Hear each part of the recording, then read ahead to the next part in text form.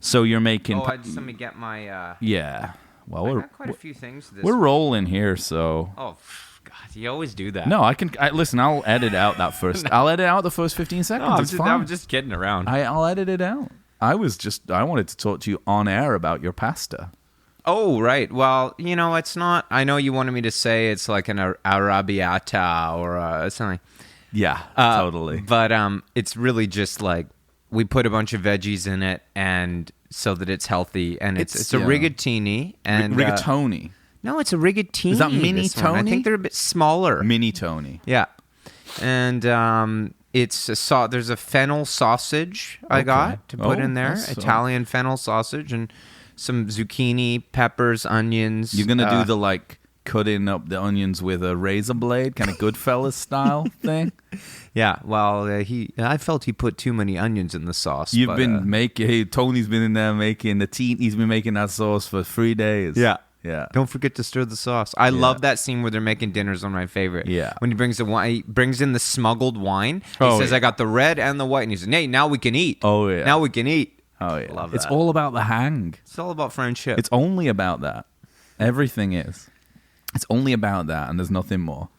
So I always think with pasta, as a vegetarian, I don't put many vegetables in pasta. I always think that it kind of kills it's a kind of a buzzkill. Yeah, well, not too many. Like peppers and onions those are a friend to the pasta sauce. Kind of a bolognese. Yeah. Mushrooms?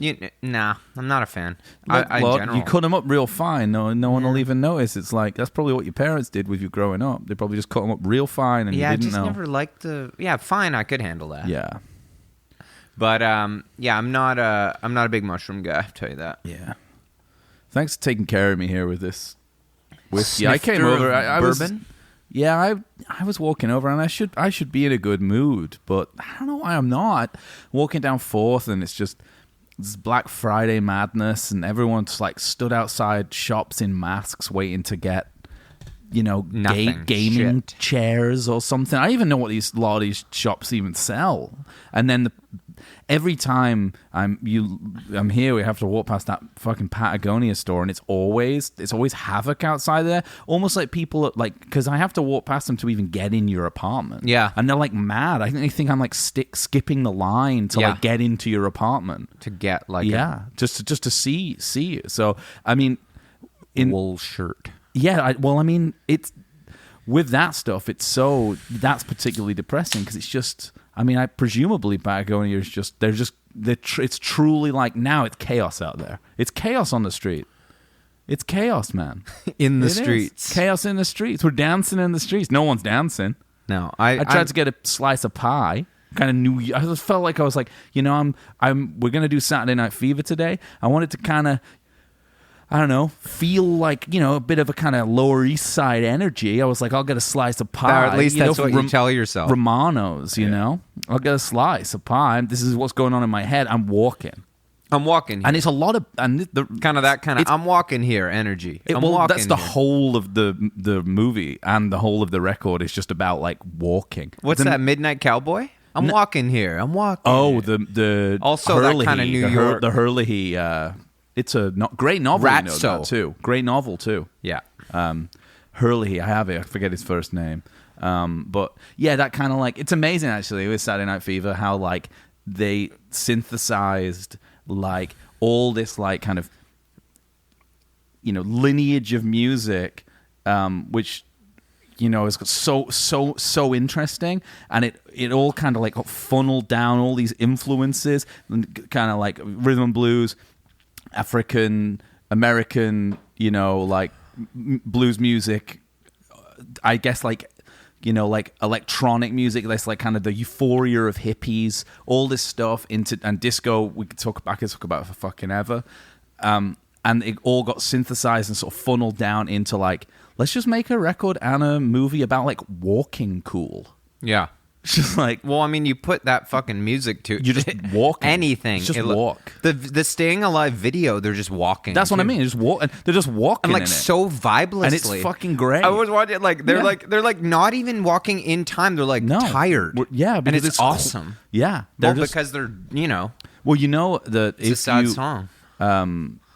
also that if you were to, when I did a first aid course when I was younger, I got told that if someone, little tidbit, but also some practical advice from your Impossible Way of Life boys here. Yeah. If someone, if you need to do if you need to resuscitate someone, do CPR on someone, you do it to the beat of Staying Alive. The next time you're like partying Yeah. with some of your friends and then like, you know, you're listening to the Saturday Night Fever soundtrack Sure. and doing loads of drugs Yeah. and Quaaludes drinking and cocaine. and partying, and somebody goes down ODs Yeah. and you're trying Quickly to turn it keep on. them going.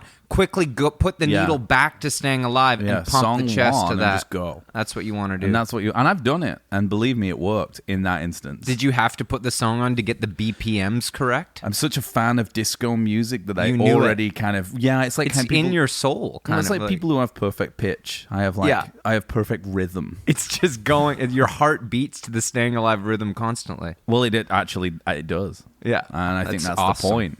Yeah. I tell you, dude, I went for a walk to the aquatic center yesterday, and I Buzzed threw up. it on. It was a rainy Hard day. to walk to. You know, It's quick, man. No wonder they're exhausted. I threw it on, man. I tell you, that music gets me fired up, man. Charged up. I was just feeling it, Yeah, dude. I was totally. like, and the crazy thing was, I'd been mixing all morning, like, you know, Shiloh's music, like folk rock or something. Yeah, and, kind of a Radio City approach. And, you know, doing mixing and like thinking I'm coming up with some cool ideas and little things and stuff.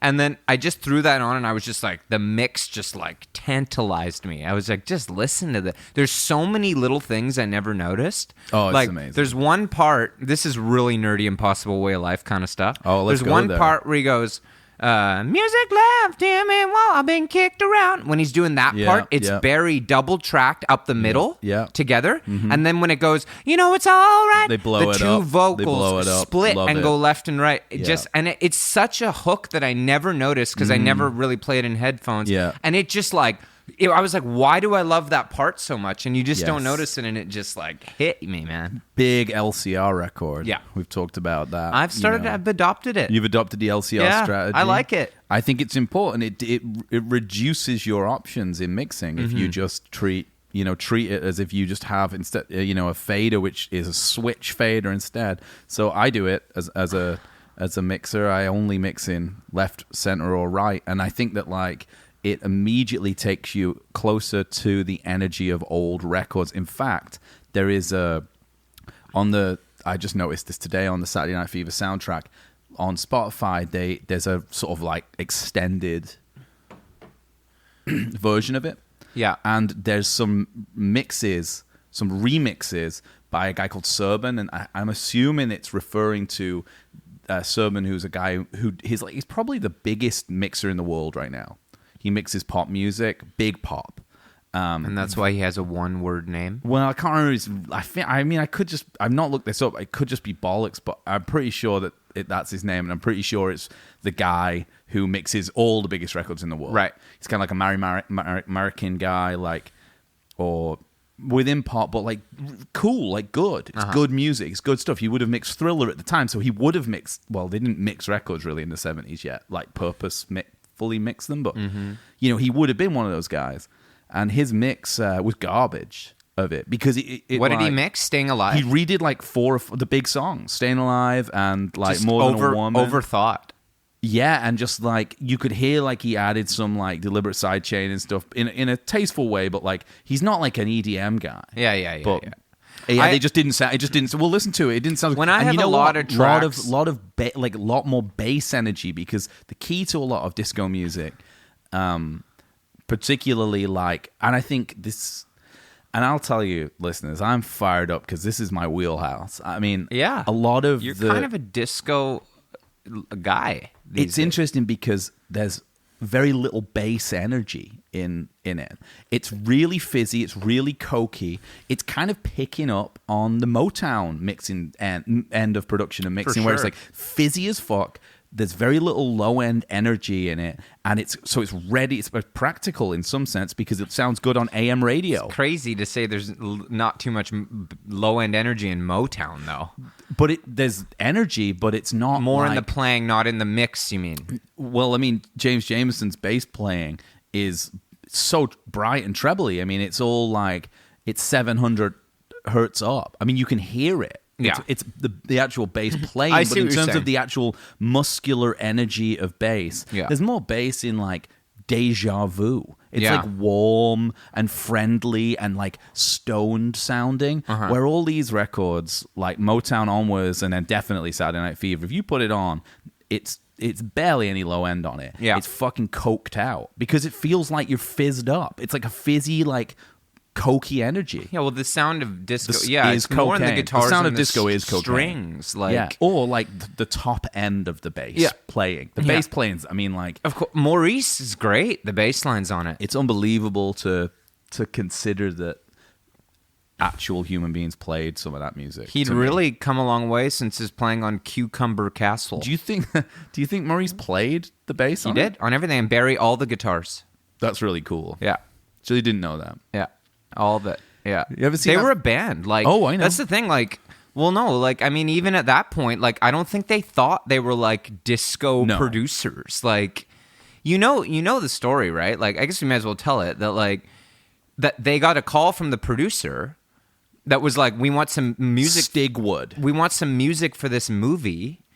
And they were like, no, like, we can't take on another project. We can't do it. You know what I mean? We don't, but if you want, we've been writing some songs. If you like any of them, you can have them for the movie. And they sent them the demos for fucking Staying Alive, Insane. Night Fever, and More Than a Woman. They had no plans to like. And they were like, that'll do. It's Robert Stigwood, isn't it? He was the producer. And do you know the movie was done? When they edited and finished. Fuck off. The craziest thing about it is Travolta in an interview after, he's like, I couldn't believe it when I saw the movie. He's like, because I was dancing to Stevie Wonder the whole time in every scene.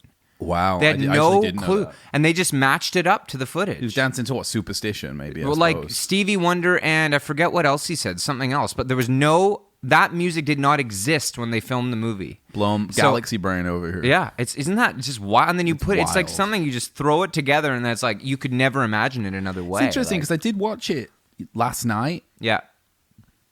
Pretty, it's pretty hazy memory because I just did a week in the studio, so I was kind of like, I was tired, but I did watch it, and I thought that my stereo Bluetooth and the images were slightly out of sync on the walking part at the start. Well, it's probably just not in proper time. And if you watch More Than a Woman when he's dancing, they're doing moves that work, but it's not like perfect to the beat of the song. Interesting. But maybe they did a thing where they very speeded, like when he does You Should Be Dancing and shit. To the tune, you know what I mean? I'd love to know what he danced to, the song. Yeah, he said Stevie Wonder. I don't know what song. Yeah. Well, proto-disco. Yeah. Stevie Motown, Wonder. like you're talking about. Stevie Wonder, Superstition, 72, big disco energy. Mm-hmm. Right? Totally. Yeah, I don't know what it is, but and they changed the name. They did the movie was called Saturday Night. And they asked the Bee Gees to write a song called Saturday Night, so they did, which was Staying Alive, and it went, ha, ha, Saturday night, Really? Ha. Yeah, and then they were like, great, you got to call it Saturday Night, and they were like, actually, the Bay City Rollers had a big hit with this song, they did, so they were like, no, we're going to change it to Staying Alive, and Stigwood was like, no, you can't do that. Like, the movie's called Saturday Night. We need this. And they were like, well, we got another song called Night Fever. So he changed the title of the movie to Saturday Night Fever to coincide with the song. Like, they basically figured out that the movie was going to be a hit because of the music and not the way around. So they adapted the whole thing to their tunes. I was watching it last night and I was thinking, like, man, let's remake this movie. I was like, honestly, I was watching it being like, this is a fucking feel-good time. Like, you could remake it right now, like, set in the modern day, and just get, like Daft Punk should just do it. I was going to say Daft Punk. Yeah, that'd be cool. Yeah, it would yeah. Man, I got to say, before we go on, that... certainly. I'd like to take I should really light a cigarette for this right now because it's up, but I won't. A clove cigarette. A clove cigarette.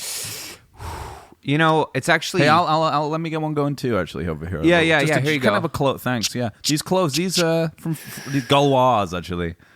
Kind of a French kind of feel, existentialist. James... Yeah, tell me, yeah.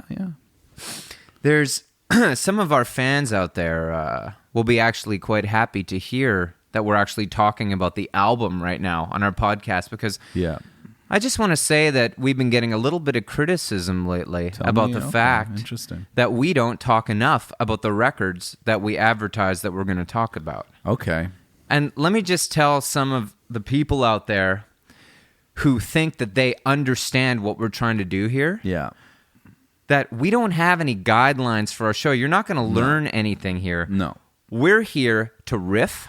Yeah. We're just here to improvise. Amen, we're here brother. to just create. You know what I mean? This is a creation. If you want to learn about music, I could recommend you a great website. Tell me what's it called? Wikipedia. I've been there, yeah. There's another great podcast I know of, Cool Stories in Music. Cool Stories in Music, certainly, because they kind of just, they're it's the audio form of the Wikipedia pages. Yeah. Is great. But let me tell you, if you want to learn something, don't come here. This is where you come here to be inspired by new ideas, new ways of thinking. You're listening to like Coltrane and Sanders over here. You know how much controversy there was when Miles went out at Montreux and played a one-note trumpet solo for 2 hours kind of the on cinnamon stage? girl of trumpet solos. People showed up at that show. They said, just like people come thinking that they're coming to learn about music, they said, we said, we're going to see jazz tonight. Jazz. They're expecting Benny Goodman. Certainly, yeah. But no. They see Miles up there, riffing on his horn through a wah-wah pedal. Just skagged They don't out. know what to think. They hate it. With his now Clyde looking back, wah. life, changed a whole generation. All of these music. naysayers are just Seeger cutting the chords, man. That's all they are. And we don't need to worry about it. You know why? Because I'm too busy riffing. Yeah, well, exactly. And I just want to say, we're talking about these records tonight. Sure. And we're having a good time. But, don't expect this kind of thing every time, because we don't know what's going to happen. And to you ballad of a thin man types, play it fucking loud. That's all I'll say. Play it fucking loud. That's right. Yeah. No, Coltrane. Yeah. Dylan Electric. Ornette Coleman. Shape of podcasts to come. Yeah. You know what I mean? I do. Yeah. Yeah, amen. Anyway, brother. sorry. I just had to get that off my chest because go off, Queen. Go ahead. We love feedback from our fans. Certainly, we love, feedback. And we've been getting some great stuff. Some great stuff. Say everybody, keep it coming. We love it. But just gonna say, if you have expectations, you come to the wrong place. The revolution will not be televised. No. Exactly. Yeah. I don't even know what I'm going to do next. A little bit of a proto-disco feel on that. I'm Lenny Bruce up there, talking about absolutely whatever. I'm walking down the street with armadillos in my trousers, thinking if I lost about 4% more body fat, I'd be Travolta. Yeah. You in said those that. Pink pants. And then I said, if to get that kind of physique, you'd probably have to give up basically doing anything you enjoy. Give up riffing. You'd have to give up like this. Yeah. Like you'd basically just have to work out every day. Yeah. Start dancing a lot more. That would help. Do you like dancing? I love to dance. I'm not a good dancer, but I enjoy it. I enjoy it a lot. I can't dance. I never could. I guess my feet don't work. Yeah. Graham. Yeah. Grievous Angel. Yeah. Second side. Yeah. You know what's great about that record? Do you remember being pumped that he mentions Vancouver on it? Oh yeah. Oh no, that's Burrito Brothers. Yeah. Yeah. No, it's on. Yeah, but it's on Grievous Angel. No, you mean the one Vancouver maybe just my. I know that's on Gilded Palace of Sin. My uncle. It's not on Grievous Angel. Mm-mm. Lay it down, buddy. Listen, we'll just let the fans let the people decide. answer this one. We'll let the fans decide on which Graham Parsons record Vancouver is. Well, Burrito Brothers, not even solo one. But, we've got cucumbers in our underpants. Certainly, the cucumber with castle. Cucumber, it's Spinal Gospel according to Spinal Tap. The beat, yeah. Swimming in a sea of retarded sexuality. Shit sandwich. 2-word review for this one. Shark sandwich. Your follow-up to 2-word review for this one. Shit sandwich. That's not real. That can't be real. That's not real. Intravenous de Milo. Yeah, exactly. Dude, there's a Bee Gees. Have you seen that video of them recording Tragedy? Oh, it's amazing. Where he's like, it's so Spinal Tap. He's like, I feel like there should just be sort of an explosion type sound. You know what's funny about doing Bee Gees voices is and this actually we went through this together actually about a year ago when we got really into the Bee Gees, Uh-huh. is that they're actually, they're from about like 5 miles from where I'm from. Here we go.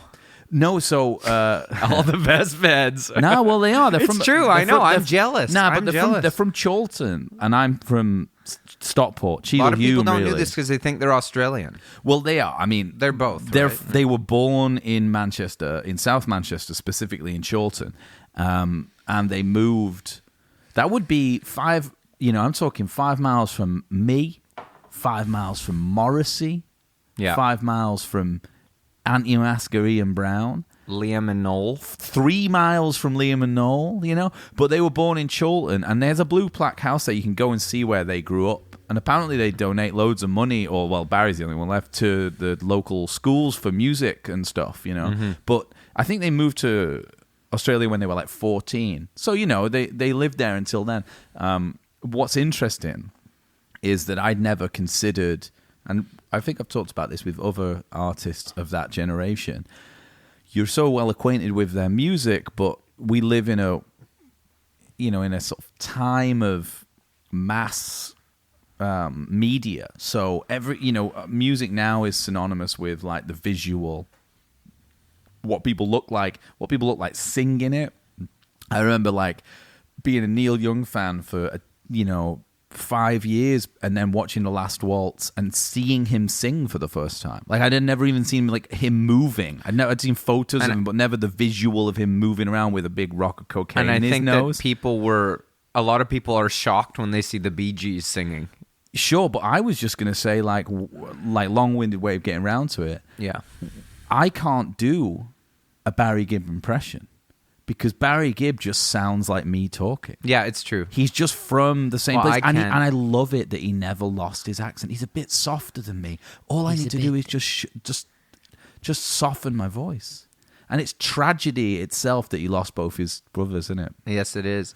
I watched that documentary you recommended me. He's got a great sweater on. Is it the 80s one? Yeah. I mean, it was kind of an English guy talking. Yeah. And I'll say this. Here's a hot take.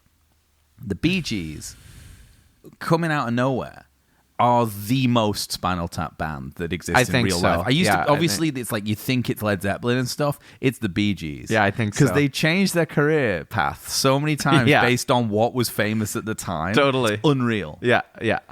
But they're fantastic. I mean, I love that kind of shit. Like that they just like Cucumber Castle. that they just like invented disco. No, they didn't invent disco, but like they sort I of think like they think they did. they stumbled upon like with the loop on Staying Alive. Okay. Like I don't know whether like somebody must have looped drums before that, right? Like Yeah, of course. I Yeah. think so. I don't know an example, but for those of you who don't know, Tomorrow Never Knows. no, they're not the drums. I don't Of course think they are. They're looped, tape man. loops. Yeah, that's it, innit? But- Tape loops. That's all that the Bee The Gees are sound doing. effects. So I don't know. Yeah, but the drums are. But like for a monotonous purpose, like for like a hip hop. I think like- Tomorrow Never Knows. maybe. Anyway.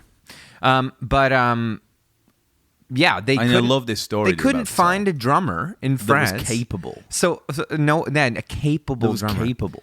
So they play a Maurice four on and the like the floor. engineer rigged Yeah. up like a mic stand and a chair to loop like 4 bars of some drum beat from another song. Mm-hmm.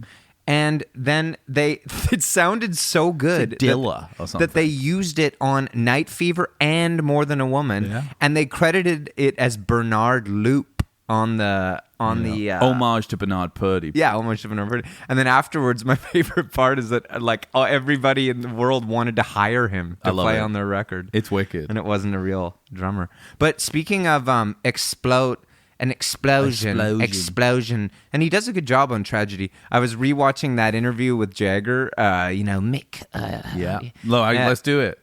Because honestly, No, but there's a great part I missed. He's actually in New York. So it's not a It's guy not. that There's more. talks But they like ask a this. great question. It was so Spinal Tap that he said, Mick.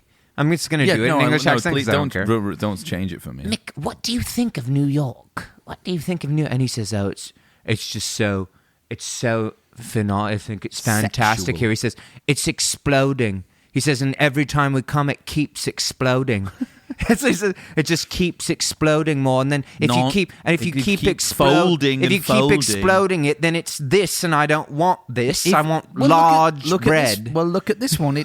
This one's got. There is one olive, and this other one's got a little man in it. Yeah, who's in here? And if you keep folding, if you keep exploding it, and I don't want that. I won't. Don't let it. Will it affect you before? No, I don't. It does disturb me. It disturbs me, but I won't let it affect my. No, I'm a professional. I want large It won't bread. affect my performance. Yeah, you see. No, a couple of things to say here, David. No, I have no not idea. David. Nigel. I've been working with this for about 45 minutes.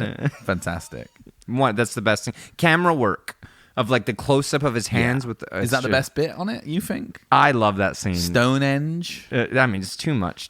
Too much perspective. Yeah, Ozzy said that about Spinal Tap. That too much. It was too. No, he was like there's a famous interview that he saw the film, and then they were like, "What did you think of it?" And he was like, "It's too fucking real." Of course. Like we've all been in the Hello Cleveland situation. Too crazy. He's like, you get stuck in that. Like, that was my life. life. Yeah. Hello Cleveland. If you get stuck in those moments, it happens, and you know someone is going to say in the band, "We're in it," and then it might. It might not get back. I'm not going to find the stage. I think. What's the the girl, the hostess with the mostesses? It wasn't Fran Drescher. Yeah. It's like great. Oh my God, I can't remember her name in it. She's the hostess with the mostess. Yeah. But like that's great. Like they've got fucking cold sores.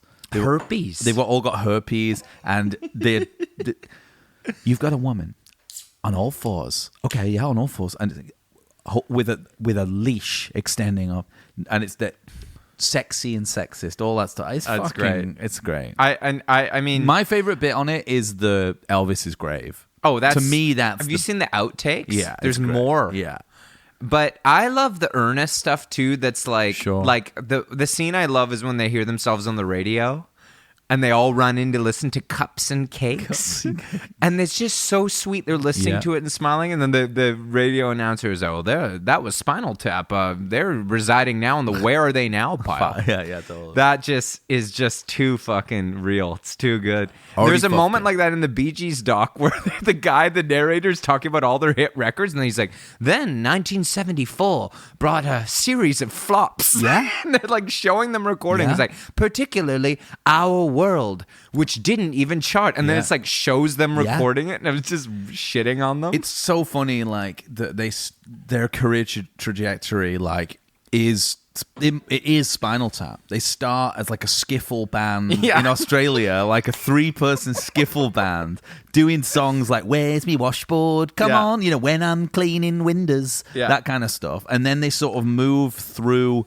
into like balladeers. They do some psychedelic yeah, shit but they too. start with like Massachusetts and things. But and then like get into like the hippie zone with like, I just gotta get a message. And also Lonely Days. Yeah. Lonely.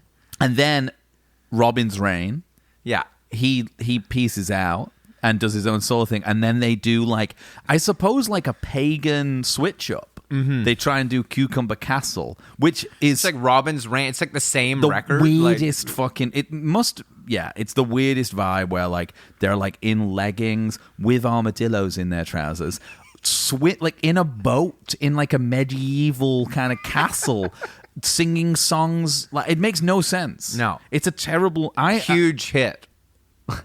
The single was massive for them. What's it called? I didn't even know the song. I No. was watching it. It sounded like Elvis or something. It was like a weird, like it was. It's Yeah, like no, a weird, no, like I kind of, know, like yeah. kind of like bluesy rock ballad, Yeah. like sort of like a "Love Me Tender" kind of feel. It was weird. Yeah, I was and like, it I don't know charted better than Robin's Reign. Same, like they were competing. Yeah. He had. I know the song on his "Saved by the Bell." Yes. And then they sort of like get into like the. I feel like they had like there's another hit in the early 70s that's like Jive Talking. That well, was no, the that when they transition. get in, that when they Yeah. get into that. I mean, Jive Talking's unforgettable, but when Yeah. they get into that, but it's funny because How Can You Mend a Broken Heart? Yes, amazing tune, Amazing song. The only thing about that one is the Al Green version might be better. It's a tough one. Yeah, That's I one of mean, those covers. I think his is That's better. not alive at the Troubadour What? You know, that's not a jealous guy, Donny Hathaway. No, I'll play it for you after. It's fucking amazing. Can you mend? I can think of. Oh no, I'm doing the Bee Gees version. I'm definitely doing the Bee Gees one. When living for my life. That's the Al Green. We're kind of doing like the Neville Brothers style vibrato kind of. Almost like they have like the Sound Toys tremolo on, really, or kind of like a hurdy-gurdy man. He's got a great vibrato. Certainly. Very. Yeah. I got a question for you, okay? At what point did he just make the conscious The switch to go falsetto all the time and I then think do for it? the disc because But then the next record's the same. But Like, I think that all they're interested in as a band, I think that this is interesting to me, is that like I'm pretty sure they don't have personalities. They've kind of got like the Shia LaBeouf, like brought up doing only one thing, the actor thing, where it's like my only chance of a personality is like in the thing I'm creating. I get given them, you know, like, Yeah. and I don't really know who I am. I can be like anyone.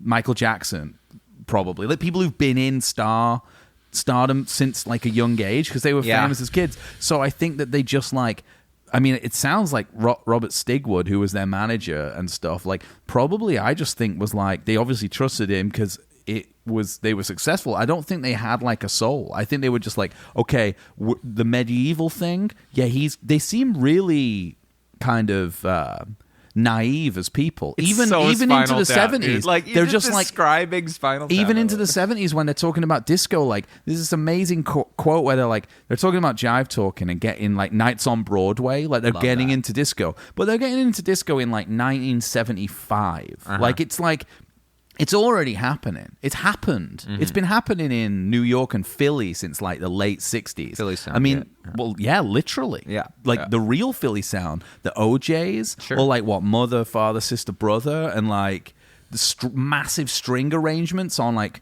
you know, like 100%. Yeah, Chai and- Lights. That's Chicago, but yeah, but like, and it's already happening. I mean, like Shaft's out. Curtis Move On Up's happened. There's big commercial versions of this. There's like an interview with them in 1975 talking about jive talking where they're like, no one has made R&B like this yet. I It's thought they like- were saying no white people have. Well, I mean, which is also equally hilarious. untrue. Like Yeah, they've never heard of the exactly. Rolling Stones. No, or they've something. never Like, heard them. They've no Yeah. idea. Yeah. I mean, Or like Dion and the Belmonts or something. Like there's so much music like from the 60s. and You're and like, also, I mean, we're not even talking about like Maroda. yeah. Like the Munich sound. Yeah. We're not talking about Boney M. I mean, like, the Germans are doing it. Everyone's doing it.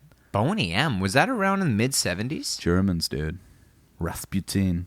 Oh, fuck. I thought isn't Boney M like 80s group? Okay, what about, like, You Keep Me Hanging On by the Supremes? Well, yeah, It's like totally. 1968 or something. Oh, of course. You know? Yeah. It's heavy. Someday we'll be together. And all Keep that. on Trucking, Eddie Kendricks, Cloud 9. It's kind of this like it's happening, and I think that there's like obviously they're just someone. I mean, the Dude, Stig James Brown was doing that Yeah. shit like in 1968. Yeah. Like, So Stigwood, they're like Eminence Grise. It's Yeah. like, you know, their Dick Cheney character is like, disco is the way to go. Now, because you've failed at, like, you've done the crooner thing, you got a couple of top 10 records out of it. You've done the medieval pagan switch up where you put leggings on for no reason. It's amazing. Yeah. It's amazing how many different, like, they just, like, kept having, okay, we'll just try the next big thing. And it worked out. They've like have the biggest selling record like all time. Yeah. But, you know, it's amazing. Like, that's like 15 years into their career.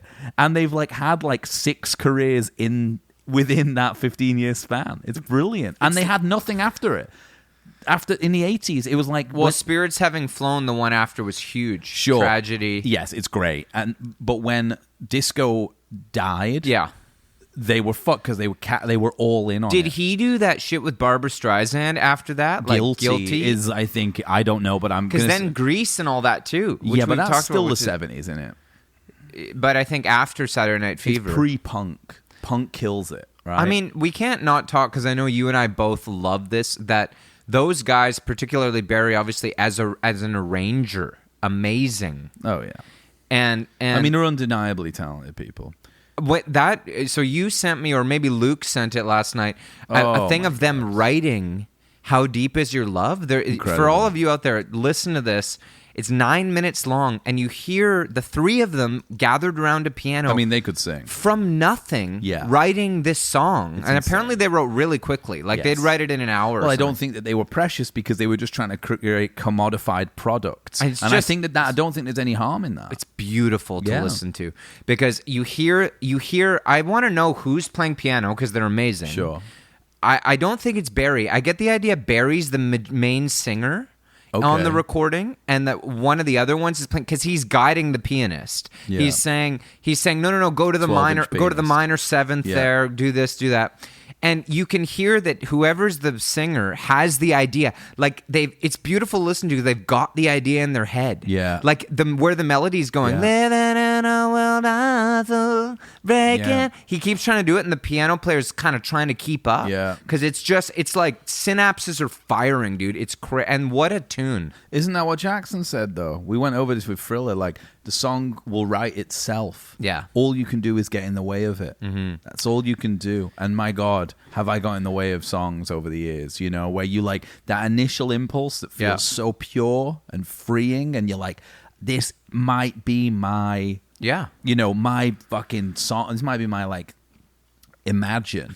And then I was going to say that. That's weird. well, you know, and then by the time you've like sort of like dug deep into it, you've destroyed any sense of like relationship you have with that initial impulse. Well, you see that on the Tragedy thing, though. They do it on that because they're just like jamming an idea out, Yeah. and then they're like, it's very Spinal Tap, that video, where it's like comical because they're going, "Na, na, na," they have no idea what they're gonna sing, Yeah. and then like it cuts to them like finished within a couple of hours because they've got ripping players with them, and they're just like laughing, giggling, the writing. stairwell, I've yeah. got the lyrics. Oh, we've got the lyrics We've got here. the lyrics. Here we go. Number one coming up. And I mean, that's the way to do it. It's beautiful. It is beautiful. And I mean, myself personally, if we can get a little bit like, because I don't consider myself an accomplished enough musician, I know what you mean about getting in the way of the songs. So I've had songs that are pretty well there in my head. Yeah. And then as soon as I sit at the piano or pick up a Yeah. guitar, I lose a bit of it. Okay. Because I can't quite go to the right key, Sure. the right chord that Yeah. it's creating. And yeah, it's, I understand it's a weird that. thing. Yeah, I feel like from the initial idea, it's kind of like you're slowly picking off at it. And I don't think that this is because of anything historical. I don't think it's like that these ideas are taken and you can't. There's No. like the well is still healthy. I think it's Sure. just that like probably to do with our culture and the way in which we interact with music, and also just the designation of new roles within that world. Like, you can mix forever, you can track forever. There's some great like Susan Rogers interviews talking about recording Prince and how like, did I get her name right there? I don't think know. And you know, talking about like Prince had come in for a day, and they do a song a day, and he'd come in and they had 24 tracks on they had like the best technology that was available. So they're like this 24 track like analog console, absolute top of the line stuff that they had at their disposal. They had Prince, you know, and he'll come in with an idea, they'll record it in the day. The band's taking up the first like 18 tracks, you know, like, and then they have like 19, 20 upwards to 23, which will just be his 5 vocal takes that they'll just do or whatever. And then they'll comp to the last track his vocal. And if it doesn't sound good by that point, then there's a problem with the arrangement. Yeah. There's not a problem with the track. There's not a problem with the mixing. There's No. a problem with the arrangement of the song. So they just do it again the next day, or they do I've done something that. else. And I Done think, that. well, I've been there. You don't And I think think- I'll do it? I'll do it. I I'll scrap a whole thing, a whole session. but you can do 300 tracks of recording on your computer in this room if you wanted. Yeah. You know? And even the Bee Gees. it And would you be know, the- I'll delete it all in a second. You don't Sure, think I'll you- do it? I believe you'll do it. Well, I'll do it. But you'll still have 300. You just said I want your Someday session because I want to do a Phil Spector recording, the mix of it. And you said it's 50 tracks. Yeah, it is. That's double the amount that the Bee Gees ever got to work on. I know, but and that's really interesting. But the interesting thing about that is the reason it's 50 tracks is because I can't afford to hire an orchestra. Right. So I got one violin player in to layer up 35 tracks of violin, whereas if I could afford an orchestra like the Bee Gees, we'd use 3 mics on an orchestra, and that would be it. Or you could have committed to specific sounds. It's just the way that we record, like now. Yeah. There's plenty of records that had like orchestral kind of sounds that the luxury that we've created is with technology, and it is a luxury because great records are made all the time, also has changed our relationship with the song, and the way in which we record has had a reciprocal relationship with the music itself. It's a two-way street. It's a four-way street. Unfortunately, violins don't sound good until there's 8 of them or so layered up. It's a weird thing. I've tried to do 4. What about Desire, dude? Well, no. Like, that's a different type of thing. I'm talking about like a padded background, approach. Like a ballad, like an Imagine style. Yeah. Obviously, if you just want like a fiddle, you're talking about the difference between kind of the pilgrim and the pirate approach. Well, 100%. You want just a peg leg guy with a fiddle to play on your record. Go down to the corner of Granite, of Bleecker and McDougal. Yeah, you'll find her there. She's still there, and you don't have to pay her. Yeah, it's fine. Exactly. She'll be hitchhiking on your way upstate. Yeah, I looked at this. I asked Siri earlier. I asked Siri. No, go on. What's up? Can you pause it a sec? Yeah, of course. I gotta pee again. Yeah, of course, man. Yeah, we're just kind of getting used to just taking a break mid pod here, but we just took a bathroom break, and then we were going over. We got a little tall cans, kind of. Got a couple tall cans going so here. We pulled out. We got a Stella, which is I'm a lager lout. So, and we got an Estrella. Una estrella. Estrella de España. Barcelona. De Barcelona. See. It's 5.4%. Yeah, you got to be careful. I mean, you can get an Urkel. They're 4.2, right? Fuck that no? shit. You don't like I don't like the Prague? low percentage you don't like unless I'm in Mexico. Mexico. What about a Mahon? Did you like Mahon? Oh, Mao. Yes, that's what I meant. Yeah, and that was a good one. I love all the Spanish beers. Cruz Campo. San Miguel. I like San Miguel. Alhambra. Alhambra's nice. Yeah, that's kind of a bit premium. Yeah, Alhambra's premium. The shittiest, San Miguel was the cheapest. What I would give to fucking just be like in like fuck man, like we'll be in there the fucking next year doing this podcast. In We're Madrid. going to Spain. I want to go Madrid, man. I think more like Malaga. We'll be down south, kind of. Well, kind of like an Al Stewart. Cadiz kind of feel. Tenerife. Like, yeah, I want to look at exactly a really old city. Andalusia. Yeah. Maybe Granada. Yeah. Me and Sophie were in south of Spain, and we were having a really weird time. And I was like, we got to leave where we're at. Just for a few days, we got to get out. So we went to Granada for a few days, and it was like even more psychedelic. It's such a psychedelic place. And we was there was a bar there called Castanega. Mm-hmm. Castanega in Granada. And it's like my friend had said, you gotta go there, man. Like that's where the duende is. You'll find it there. Like you find the fucking duende. Like, it's like just like been there forever, and like the bartenders are all old men, and they wear their keys on the left hand side of their pockets, of their trousers. And it's like because of like this would have been a place that you would go. It's like corrida, like the place you would go to like conspire during the Civil War. It was a safe place, and this was like a kind of an anarchist bar. And go in there, and like obviously in Granada, like all food is free. Still, like tapas is free. It's like it comes to you and it's free. Yeah, because it's like it's tradition. If you get booze. What? Yeah, exactly. But the food's so good. I know. Castaneda, this place is incredible. Incredible place that I went to. Anyway, I got segued on I got a bone to lagers pick of with the you. world. Oh yeah. Not with you, but well, have you noticed brother. how everybody calls everything tapas now? Like if you get like you go to a restaurant and you get like like a menu, like the keg. It'll be like chicken wings or tapas. I got like nacho. You know, brother, what I mean? I'll counter with a worse one.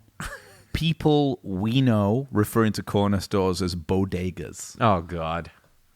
Okay, I was talking about How Deep Is Your Love, and something that I've always noticed. How crushed about that are your song, balls? How crushed are like it is number I'm just one. thinking about I John think Travolta's it's singular. Is the most important influence on boy band music. Interesting. If you listen to it, it sounds exactly like the Backstreet Boys or NSYNC. Sure. Imagine them picturing it like, How think deep about is it your love? like Proto boy band. You know, you are my fire. I mean, I tell love- me why. But it's the Sorry, exact I got a bit same carried away as I really mean to love. Totally. Cause you can just pick. Living in a world of fools. just I had you there. I thought you were going to keep going. Breaking us down when they all should let us be. We've been go to the minor. To you. Yeah, very nice. No. But that is one of those songs. I've thought this for many years. There's a canon of songs that I love that I call them the songs that have the multi-chorus. It's just all chorus. That the chorus is like 3 choruses, and it's hook after climbing hook. Yeah. Because you know, how deep is your? I really mean to learn. That's the first one. Yeah. Because we're living in a world. Yeah. That it keeps going. Def Leppard Photograph. Oh, not on my list. Yeah, but man. I'm glad you have that. The other ones for me are "Getting Better" by the Beatles. Sure, it's all Getting better all the time. There's 3, and also "Someone Saved My Life Tonight," Elton John. Okay. Amazed. That's the best one if you listen to it. The chorus is like, What about You Give Love? No, Bad Medicine by Bon Jovi. That would be one for me. What, your examples are all like, Dude, listen to Bad Medicine. It's all That's what you get for falling in love. Do, do, do. But I mean, where the and then it chorus goes to itself. Bad medicine is what. and then I see what you it's mean. Just I'm all not sure if choruses. we're on par with the same. Yeah, but So you're talking more about a in chorus the that chorus, keeps going. Not that there's like multiple hooky parts that could Right. be a chorus. That the chorus itself Okay. has 3 choruses within it. It's a multifaceted- multiverse of Like, choruses. yeah, exactly. Like you couldn't say like which part is the chorus because it's like hook after hook. Anyway, Okay. yeah, we'll let our listeners. I like that, yeah. So I just want to I want to do something here that I was on YouTube last night and I was watching Been there. the hits "Staying Alive," "How Deep Is Your Love," "Night Fever," and I was just scrolling through the comments section. Yeah. Please. And I wanted to. Hey, Alex, how you doing? Hey, welcome home, Alex. I just wanted to relate some of the top comments that I found. Please do. They're really not funny, so don't expect any jokes. First one here is from More Than a Woman. Allison says, "I think at the time we didn't know how great of a time to be alive the 70s was." Pre-AIDS, yeah. And Henry Wilson replied, "So true. If I would have known the world would be this way today, I would have savored every moment of the 70s. More than they did, yeah. So, Disco is the last. I'll tell you just a little kind of going off what you're saying. Disco is the last invention of the boomer generation. well, and all of these are earnest. The last cultural invention of the boomers. My favorite YouTube comments are the earnest boomer comments. Yeah, I yeah. actually got this idea from my friend Daniel Rincon. Do you know Daniel? Love Daniel.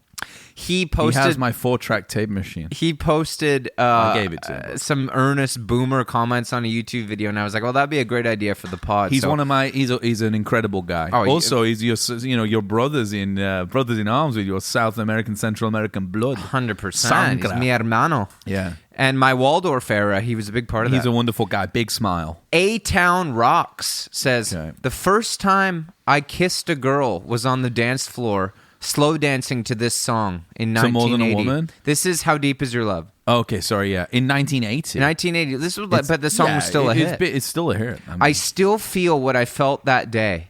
hard. Every time I listen to this song, Yeah. She was my girlfriend after that until we split up a couple of years later and I lost sight of her. Kind of Bump. Yeah. Bumped into her unexpectedly 20 years later in another city, and she is my wife today, and this is our song. That's a feel-good story. Isn't that wonderful? That is actually, yeah. I'll just Keep going. That felt real. That hit real hard when you told me that. Yeah. I wanted to make a joke about it, Cookie but I can't. Turn. Okay. About this is about Night Fever. Says, Yeah. whenever I hear this song, I think of the '87 Thunderbird I really wanted to buy, but it got sold before I could get it. Kind of a That's sad. sort of a Spectrum feel to that one. That one doesn't really. No, this one. really do much This one for I me. thought was interesting. Existence is made up of uniqueness, Yes. of oneness. When these unique entities fall in love, they manifest the most beautiful phenomena. Yeah. A sound is but a frequency. Okay. A single Eno. note. Zeno. A single note Yeah. on its own has almost no significance.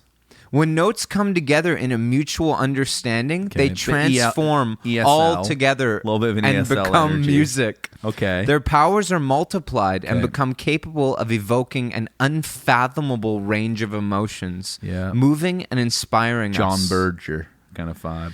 Yeah. Anyway, I don't. I know. like that one. Keep going. I just was. This I is was this is my commenting last on it. one. So But stream of I'll bring consciousness this. I'll stuff bring this. over it. I'll bring this skit back because I like. You know, it. these people But- are the same people who are like not going to take the vaccine. This one's my favorite, James. I think you'll enjoy it. Please. To the Staying Alive video, Skizits 2 says. Skizits 2. Okay. Skizits 2 says. So, no one is going to talk about how they published this video in 2009 and it's in 1080p? Wow. That's his Kind take. of a QAnon take. That's his take from Yeah. the Staying Alive video.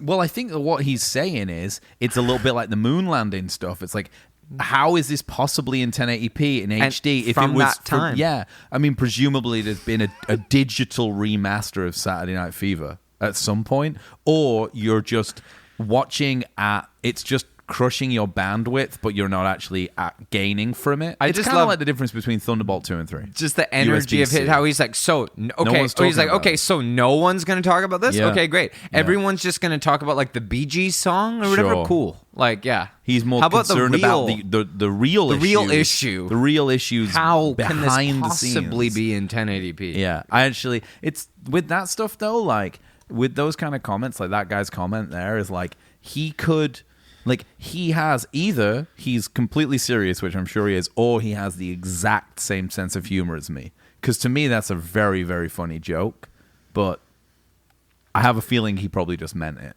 Lydia Sandberg on Okay. More Than a Woman says, I was on my way back from a trip to Colorado going through Kansas at 2 a.m. Colorado to Kansas? Yeah. That sounds like a Steve The Miller ground style is tour. completely flat, so you could see the hundreds of blinking red lights in the windmills off in the distance. Okay. The road was old and bumpy, so you felt a steady rhythmic beat as you drove out into the 100 miles of TLDR. darkness and blinking red lights. Yeah. This song played quietly in the background, followed by the beat of the road. It was the most peaceful, calm, and strangely beautiful time of my life. I mean, it does sound really good on long wave radio. Like I said, it was mixed for AM radio. yeah. Yeah, I can believe it.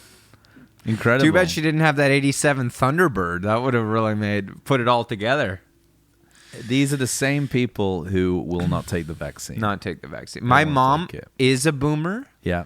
and she fucking hates these people. It's so funny. Like, every time I tell her Yeah. this stuff, she's like, not again. She's like, why do they think that they own everything and deserve everything? Well, I want to take credit for this joke, but I think it goes to your mother, if I'm right. But my brain does have some weird... I've created weird pathways in my brain, you Yeah. know, over the years for various different things that I've put in my body, which is why I'm very comfortable taking the vaccine because, you know, it won't be the first sort of foreign object. And I've just... In my mind, this is your mom's joke, is that the sort, or at least I've decided that the way you can tell boomers are so fucked up is that fucking the sexiest man in the world. oh, that is my mom's joke. What was it, though? Is George Clooney. no, that's funny. No, the other guy who's always the sexiest guy in the world, the English actor, the black English actor. He's in The Wire. Why? Idris Elba. Yeah. He's been George Clooney and Idris Elba have been the sexiest man in the world for the last That's like, what 20 my mom years. said. She's like, because the boomers they won't give it up. They're like, we're still beautiful. That's what she said. So thank you. It's I gorgeous. called you after my mom said that. It's the funniest thing. She was just like, for God's sake, George Clooney's still the sexiest man alive? Like, Why don't we just retire? Like normally by your 50s, Give way. Make way. Let a 20-year-old. Paul do it. McCartney's still out there charging $300 a pop. Why don't you let some other bands fucking sing "Let It Be"? Yeah, exactly. Like literally, why don't you let some other bands go out and do your songs? Yeah, that'd be nice. And make the money.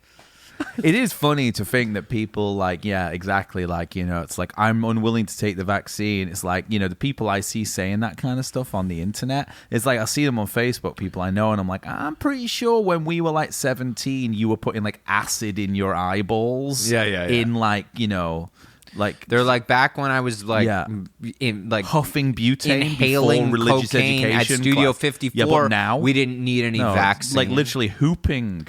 Yeah. Hooping Lewds. cocaine Yeah. and doing lewds, but now, certainly not. I don't trust anyone. You trust a guy on the corner of the street selling in an alley, coke in the bathroom at Studio 54. Yeah. He's your buddy. Yeah. But, you know, the World Health Organization, they're just out to get you. Well, presumably at that point in your life, you hadn't done, well, one, you weren't an epidemiologist yet. Yeah. Or you hadn't done that 25 minutes of YouTube research, like after you've watched a Tucker Carlson video. And So, How Deep yeah. Is Your Love video like 5 times. Yeah, exactly. Yeah. It goes, how deep is your love? How deep is your love? These were great times. Switch to like Tucker Carlson talking about how America still is the greatest place on earth. That's what their YouTube profile their is. profile. It's Their like, How loop, Deep Is Your their Love? algorithm. Jive Talking, Tucker Carlson. Talking like, about how like QAnon you know, like, is real. Yeah. And the vaccine is not something you need to take. Yeah, exactly. I can't wait to hug people again, man. Oh, me too, man. Dude, it's brutal. I can't wait to like go. I'm telling. I want to like.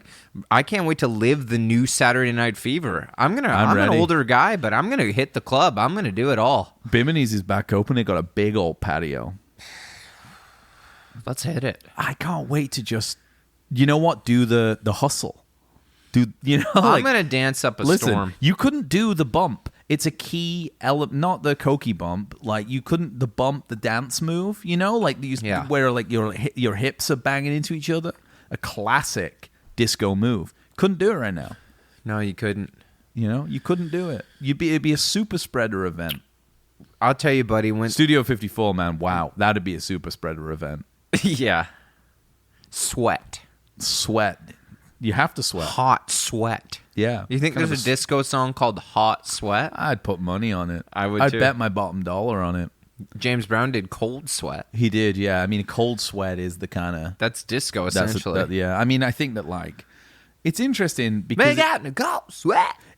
it died quick, right? Like it's funny because it's a boomer era invention. If you sort of like comes out of Motown, I mean, I'm sure that there's like more nuanced takes than this. To me, disco comes out of Motown, rhythm and blues.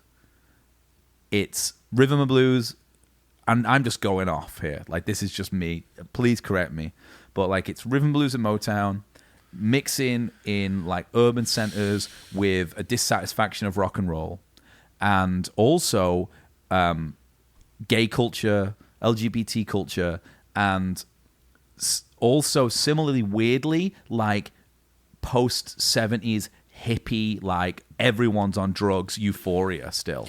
So it's kind of like all of these things. Like there's a great book called Sylvia by Lennon Michaels, which is about like being in New York in the 70s, where it's just like everyone's zonked and euphoric. And I think a lot of that music comes out of it and like continues. Definitely in like I think Chicago, New York, Philly and stuff. Of course. And I think that like that kind of like it's weird. It's like where like Altamont killed the buzz of boomers. Yeah. And like Vietnam, Nixon did it. It just went underground into disco and into like everything still feels good. Fuck it. And Well, I it's think kind you're of- right about everything you said, aside from the fact that it's sort of a dissatisfaction with rock and roll. Because I don't think it's anything negative about it. I think the disco is about freedom. It's just purely about about a bunch of people who wanted to get together and party Yeah. and to dance and like making the music that like sounded sonically great and that was the best to dance to. I really think that's what it had to do with. The clubs were exploding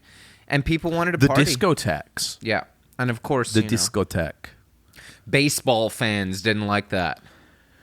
I think So- they got rid of it, right? Isn't that the White Sox Essentially, thing? I think didn't they so. didn't they somehow? I would like Googled how did disco die. Bunch of bullshit.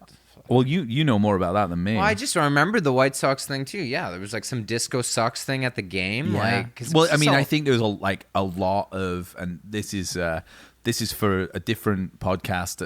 Yeah. like literally like different people doing podcasts because this is all about. We're just we're talking. just not educated enough. Well, it's really. not about. I know. I'd fancy myself as being quite educated, actually, and I think you are too. It's just like it's a bummer. Like if it's not, we're not a politics podcast, but I think that like there is like the death of disco is like there's tons of internalized racism and homophobia in it. Of course. It's just people in the early 80s being I think- like, it's like Tipper Gore with rap. Like it's that stuff being like, this is corrupting. It's the war on drugs. It's It's all that corrupting shit. America. Yeah, of course. And it's like, and that's why like Italo 80s disco continued. It's just like, no, we're fucking Yeah, the having a 80s. great The time. 80s had a real hard line. Reagan had a hard line on fun. anything fun. that like black people and gay Yeah, people or anything were exactly. into. Yeah. Like it was like But there is another take on why disco died that I got from Google Alexa. please tell I me. asked. Well, what was the answer? Well, I asked Alexa. I said, Yeah. "What killed disco music?" Because it happened quickly. It's kind of like that scene with Kaiser Sose in The Usual Suspects, where it's like, and like that, poof, he was gone. He was because it gone. didn't live after like obviously Melodic and some Gloria Gaynor, I Feel Love, all that stuff. By the 80s, it's kind of like it's done now, right? It's like it's not cool anymore. It had a revival in the 90s and 2000s, but course. kind of like Even though all the best 80s music is essentially like from that place, Absolutely, like yeah. Sade and shit. 100%. Like, yeah. Well, you know, that's someone knows more about that stuff than me, I can tell you that much. I kind of like the decade that like haircuts forgot is the 80s, and like it's certainly, you know, I get a bit lost in it. You know? But you know, we've got like thousands of podcasts to do, so I can find my way through it. But I asked Alexa what killed disco music. Yeah. And she said Steve Dahl. A guy called Steve Dahl did it. Wow. And it says Assassinated it. Steve Dahl, then a 24-year-old disc jockey, was angry. He had been fired from a Chicago radio station when it, too, went all disco. In his new job at a rival rock station, he took out all his frustration on air by burning disco records. It's like fucking fascist, dude. It's like, Dude, that's how disco died, apparently. Steve Dahl. wow. Well, you know, I know a really cool story that Grant, who owns Zulu Records, told me. This is a really, really cool story. I know we're almost out of time, but and that Chris Spedding, who was a session guitar player in England, played with Nilsson Oh, yeah. and John Lennon and everybody. Really, really cool guy. That he Bluesy. came into Quintessence, which was the old Zulu in Vancouver, Yeah. in 1977. Yeah. And he went in and asked Grant, who was like, you know, a 20-year-old kid working Yeah. there. Punk was everything in Vancouver, Yeah, yeah, right? yeah. It was starting. Yeah, and he sure. said, you know, where are the disco records? Mm-hmm. And he was a rocker. Yeah. You know, and Grant said, oh, you know, is this. And he came up to the counter, and Grant was a punk guy. And Grant said to him, you know, I'm kind of surprised, like, he knew Yeah. who he was. He was like, you're Chris Spedding, right? Yeah. Or they talked. They found out who he was. He said, I'm kind of surprised you're buying all this disco stuff. Like, I would have thought you'd be into, like, all the punk, man. And he was Yeah. like, that stuff sucks. He was like, the only people doing interesting he's like, in my opinion, all the most interesting music right now is the disco producers are Sure, making. he's talking about Chic and you like know, Brothers yeah. Johnson, Yeah, of Quincy course, yeah. Jones, all that Yeah, stuff. yeah, Yeah. yeah. And Yeah. but I just thought that was cool that like the people who were the real music minds Yeah. knew that this was the good shit. Like Yeah. Sex Pistols versus like Chic. And like you listen now to me, it's like Yeah. night and day. Like what is the cool shit is obviously the disco shit. Go you know? to a bar once we've all had the vaccine, set up a little fucking pulpit, get in Manhattan, and try and start conversations with people saying that disco music's cooler than punk music. That's a hot take right now. Hell yeah. And you're gonna You'll You're cash. gonna benefit from that. Cash in. Andy, I'm talking to you. There you go.